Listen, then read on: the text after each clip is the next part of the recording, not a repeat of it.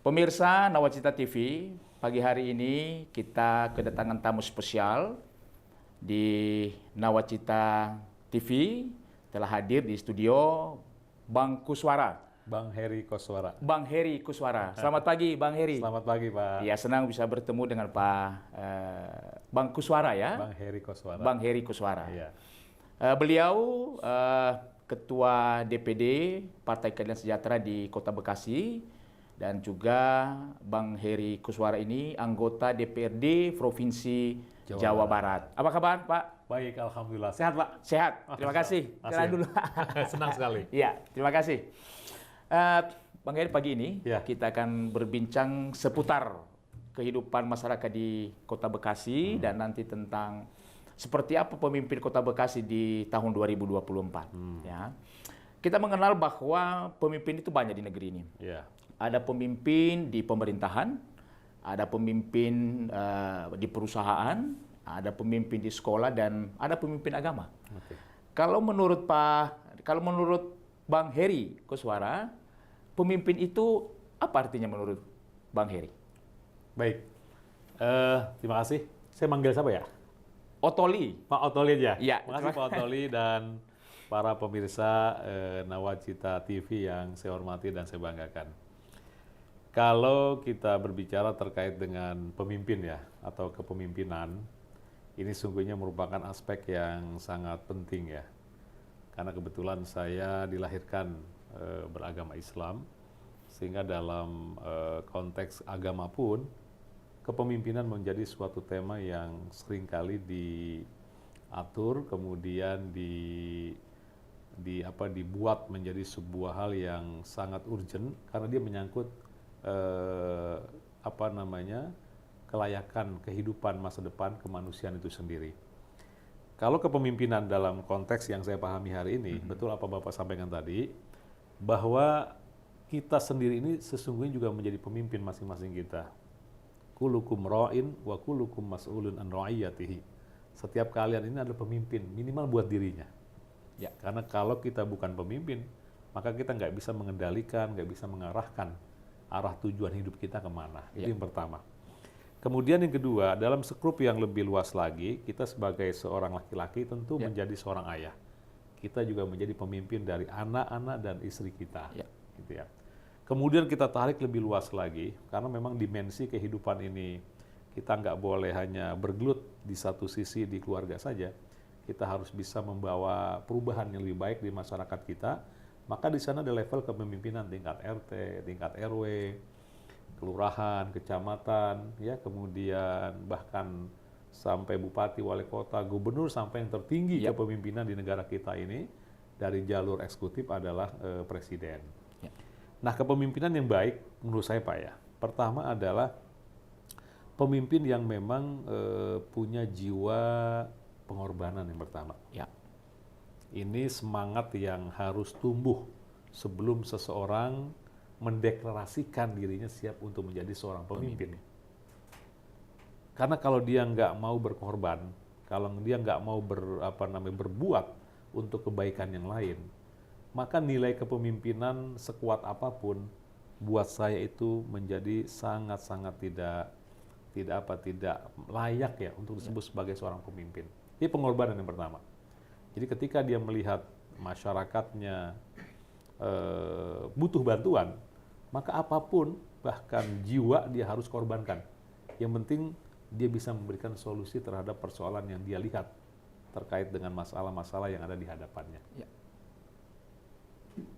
Ya, sangat jelas sekali tadi Bang Heri menyampaikan arti pemimpin itu ya, yang dimulai dari diri kita, betul, keluarga kita kelompoknya kecil, dan juga termasuk di negeri ini. Betul. Ya.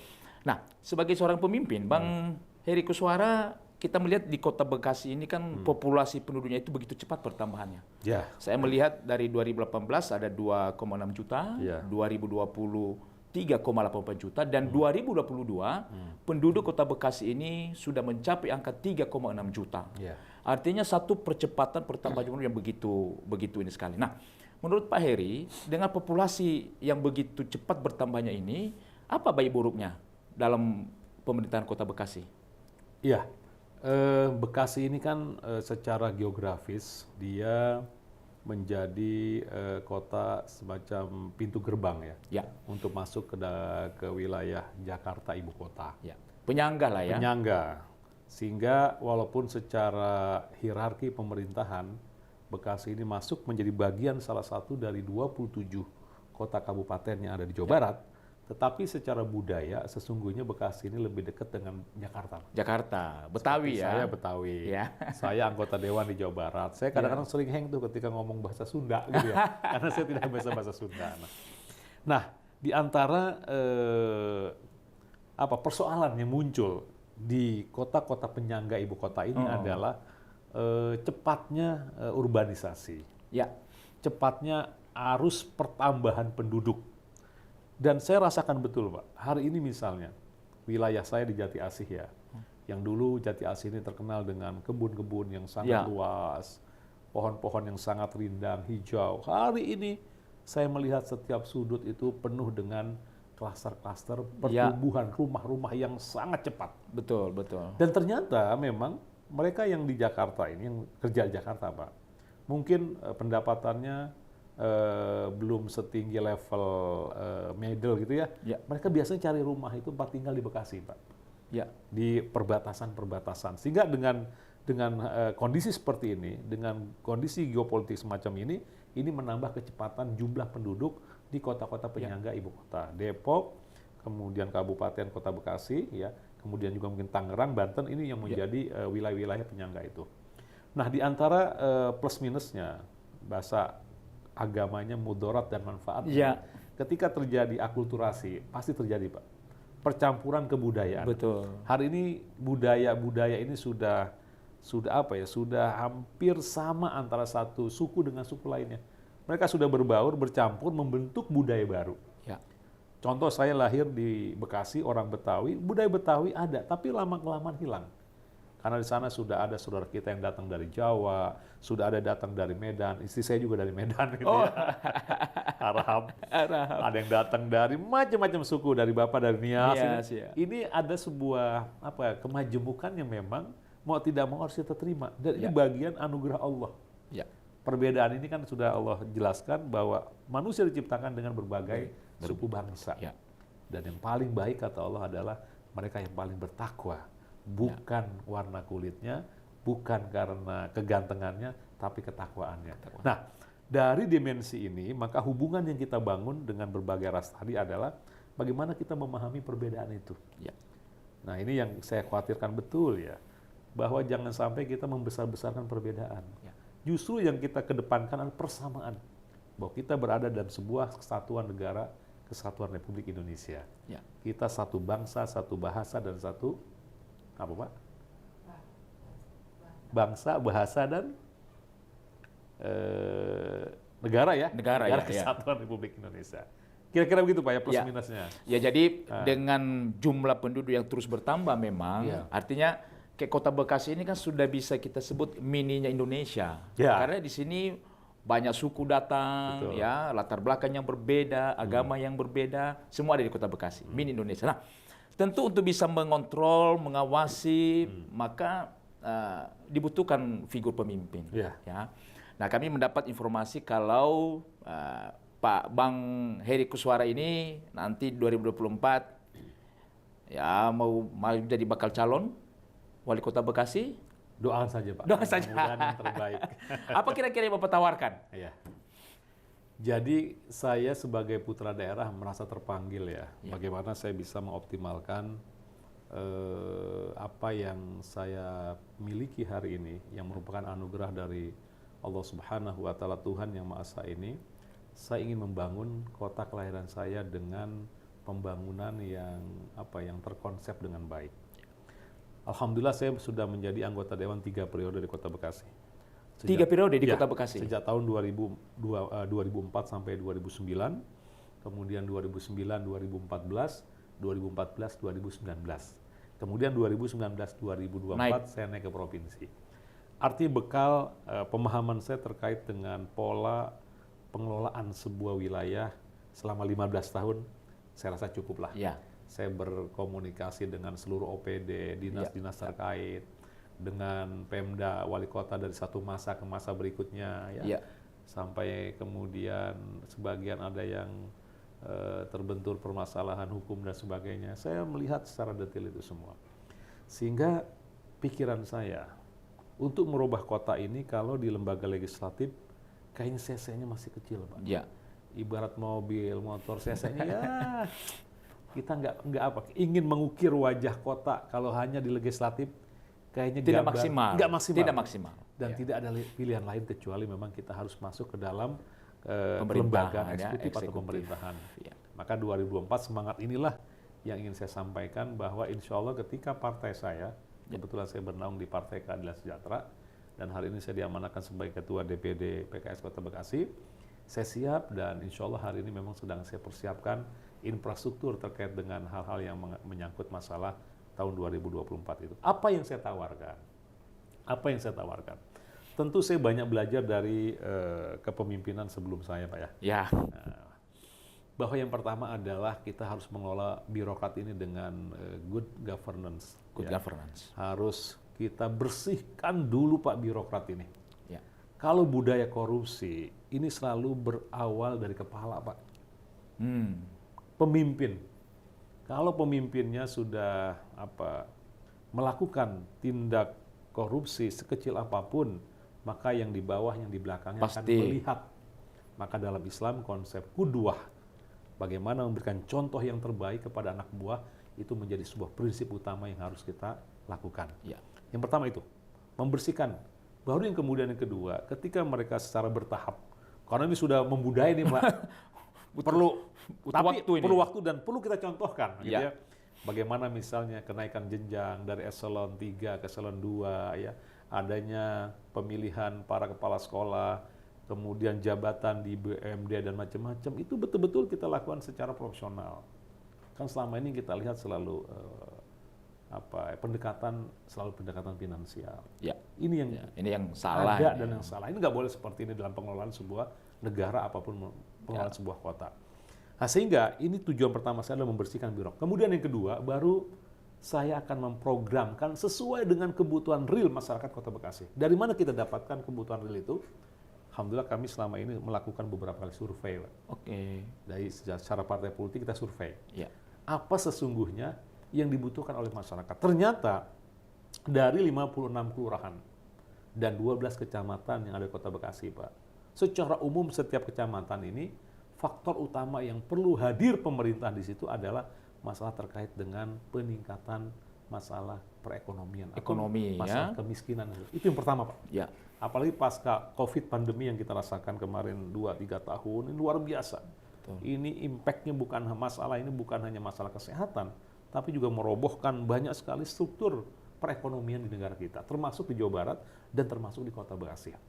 Nah, dari situ masalah kemiskinan, masalah ekonomi, kita dengar programnya apa? Nah, diantaranya adalah misalnya kita menghidupkan pegiat-pegiat UMKM. Kita berikan modal, kita berikan akses, kita berikan mereka pemahaman pemasaran secara teknologi, media sosial, kita mudahkan secara prinsip-prinsip perizinan dan seterusnya. Nah, ini jadi apa yang saya tawarkan sesuai dengan apa yang mereka butuhkan, kira-kira begitu, Pak. Ya. Harapan kita di 2024, kalau kita melihat di internal PKS sendiri, apakah sudah ada satu kesepakatan bahwa di 2024 Bang Heri Kuswara sebagai Ketua DPD akan menjadi, atau ada calon-calon di internal? Ya, kami sampai saat ini masih fokus kepada penggodogan bakal calon anggota Dewan. Ya. Alhamdulillah saya sebagai Ketua DPD kemarin sudah melaporkan dan sudah selesai, dan bahkan 50 calon anggota Dewan Kota Bekasi ini sudah selesai. Sudah selesai ya? Karena kan pelaksanaannya pileg terlebih dahulu ya. Ya, pileg di Februari tahun 2024 dan pilpres baru kemudian pemilu pilkada di November tahun 2024. Sehingga fokus partai kami ini di persiapan BCAD.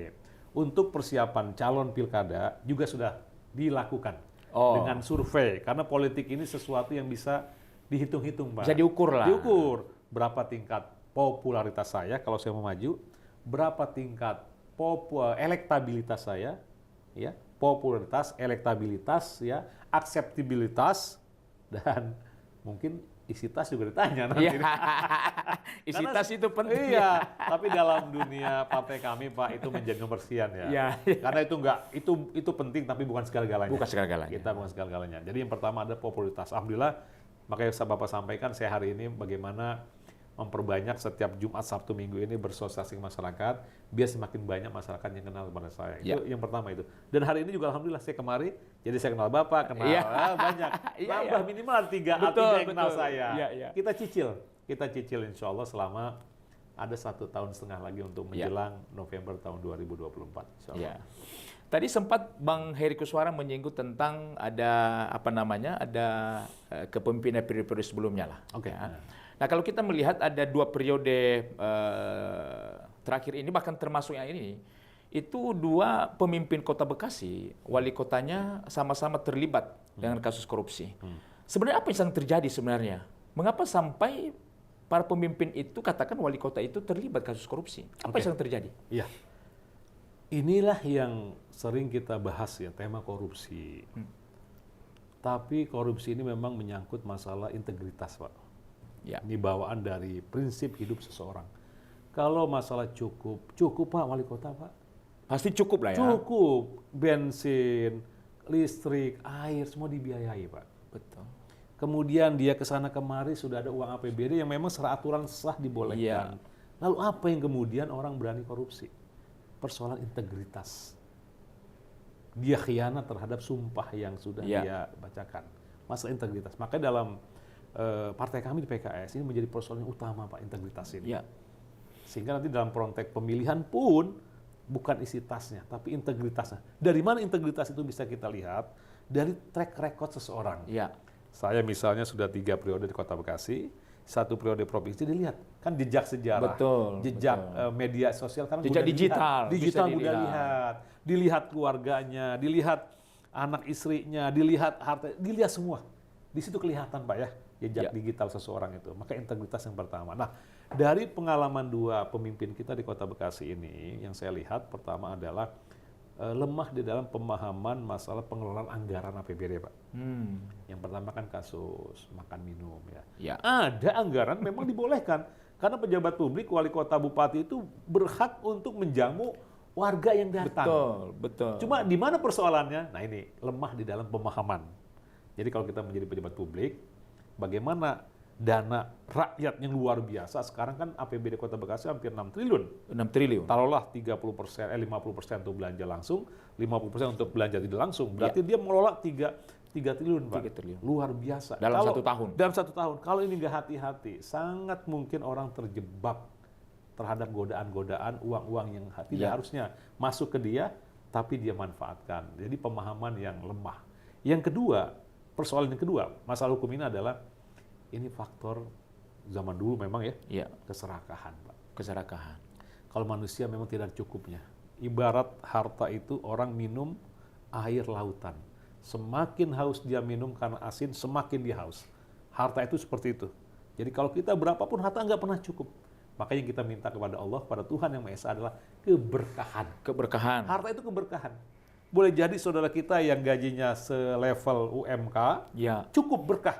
Anaknya soleh-soleh, baik-baik, nggak ada nggak ada yang narkotika, nggak ada yang macam-macam. Sementara pejabat yang hartanya luar biasa, kadang-kadang anaknya bermasalah.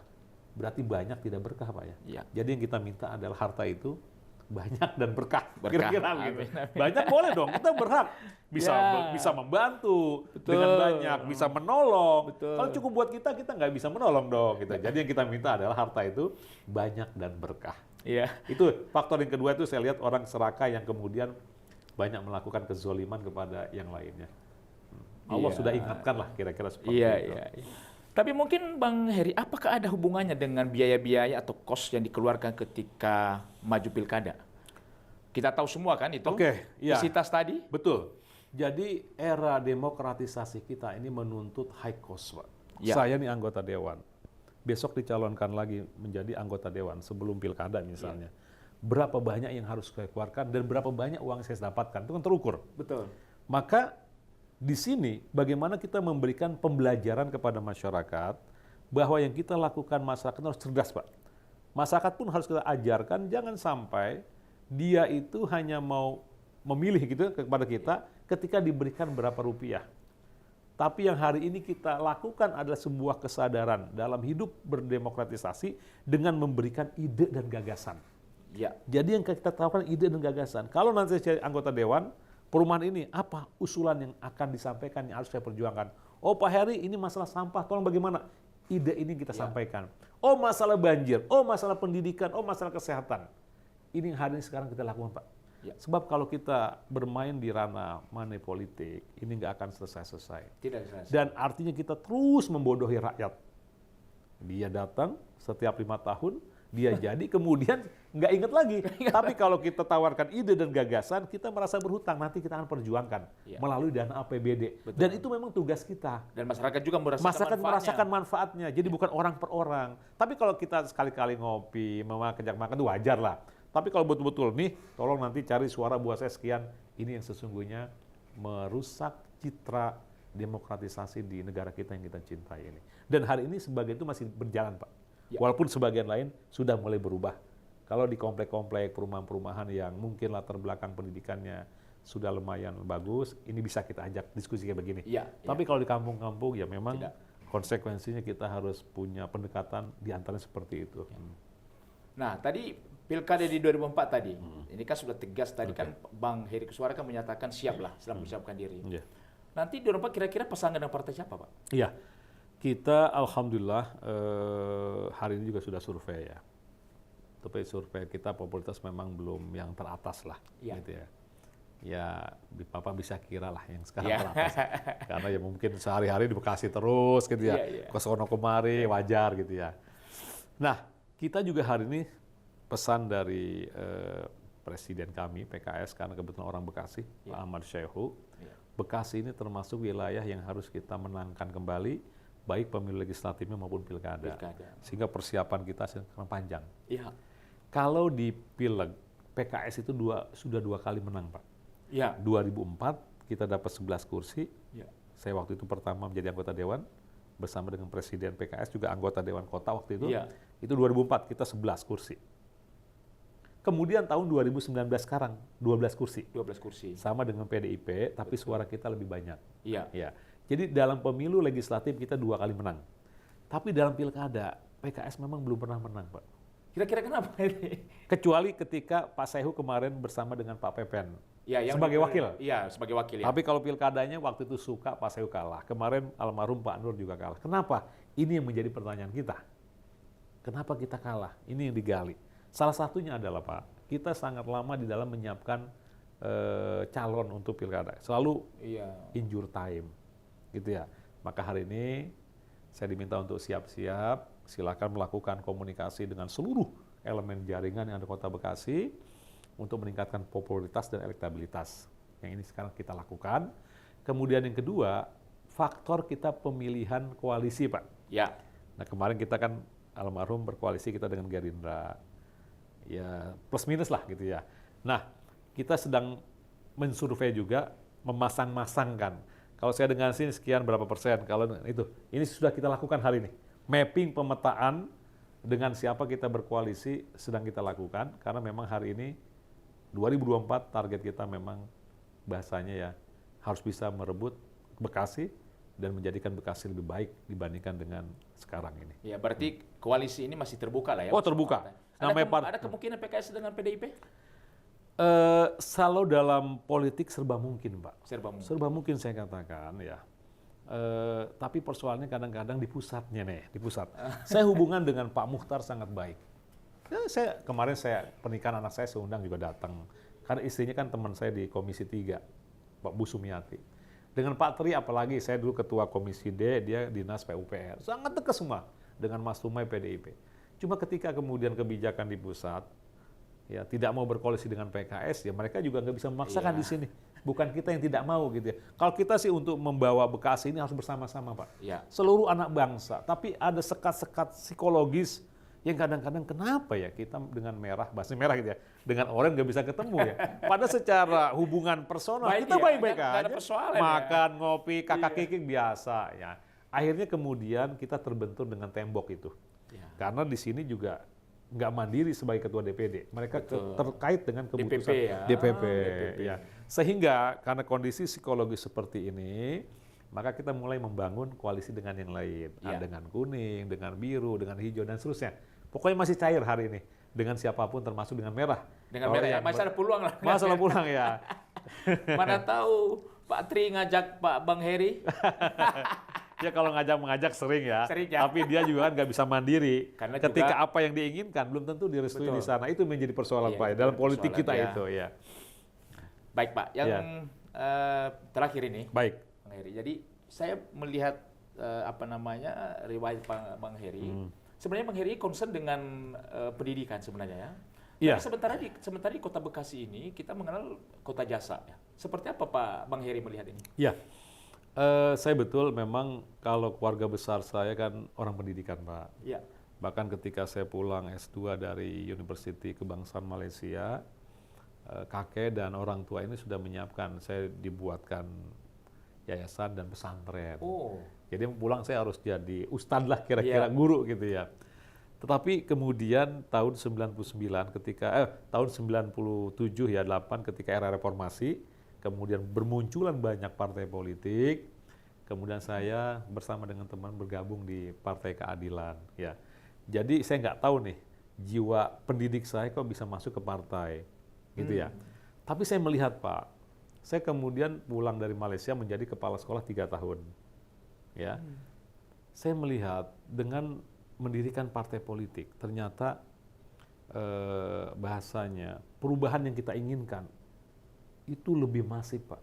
Kalau saya jadi kepala sekolah, mungkin aturan-aturan yang saya buat hanya mengikat ruang lingkup anak sekolah dan kepala sekolah dan orang tua situ saja.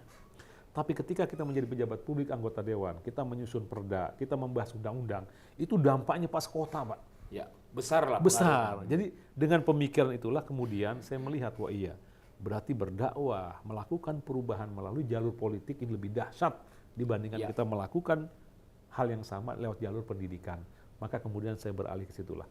Nah, melihat tipologi Kota Bekasi yang hari ini adalah kota jasa. Dan memang konsekuensi di antara kota yang dekat dengan ibu kota begitu Pak. Betul ya. Saya di Malaysia juga mengamati ya. Jadi memang yang paling tepat itu jasa. Orang hari ini bagaimana membutuhkan jasa dari seluruh aspek kehidupan yang dialami hari ini. Ya. Sekarang adanya I.O. macam-macam gitu ya, muncul banyak banget penawaran jasa itu. Orang hari ini kita hidup dalam era kolaborasi. Ya. Kita nggak bisa bermain sendiri Pak. Berkolaborasi, kita harus bersama dengan seluruh masyarakat elemen yang ada. Sehingga ke depan memang Bekasi ini harus seorang pemimpin Pak ya. Di samping tadi kebutuhan masyarakatnya apa sesuai dengan survei, juga adalah harus menjadikan kota yang bisa memberikan jasa di sini ya. Karena sini banyak sekali para pendatang-pendatang yang hari ini tinggal di Kota Bekasi dan kita harus melayani dengan pelayanan yang terbaik. Ya. Bagaimana Bang Heri Kuswara melihat kepemimpinan Pak Jokowi selama 2 periode ini? Seperti Presiden saya menyampaikan kemarin Pak Sehu bahwa setiap masa itu ada kepemimpinannya dan setiap pemimpin punya problem dan masalahnya masing-masing. Kalau kita lihat Pak Soekarno ini adalah father founding, pendiri bangsa luar biasa. Kemudian dilanjutkan oleh Soeharto, bagaimana mengkonsep pembangunan luar biasa dengan dulu istilah repelita rencana pembangunan 5 tahun. Kemudian setelah Pak Harto pun Pak Habibie menancapkan area demokratisasi yang luar biasa. Walaupun dengan konsekuensinya Timur keluar dari kita. Ya. Kemudian dari Pak Habibie, kemudian lanjut ke siapa? Pak Habibie, Pak Gus Dur. Abdul Hamid. Ini adalah juga menancapkan era hubungan kemasyarakatan, hubungan antar kesukuan, agama yang luar biasa. Sangat terbuka. Sangat terbuka, keterbukaan. Gitu ya. Kemudian setelah Gus Dur, kemudian Bu Mega. Apa Bu Mega? Yang kita lihat, Bu Mega ini adalah menguatkan pesan bahwa seorang ibu-ibu, seorang perempuan tidak kalah dengan laki-laki. Bisa menjadi pemimpin tertinggi di negara ini. Kemudian SBY, kita lihat dengan reformasi yang luar biasa gitu ya. Dan hari ini Pak Jokowi kita lihat kelebihannya adalah bagaimana dia mampu membuat pembangunan infrastruktur yang luar biasa. Akses dari kota ke kota menjadi dekat gitu ya.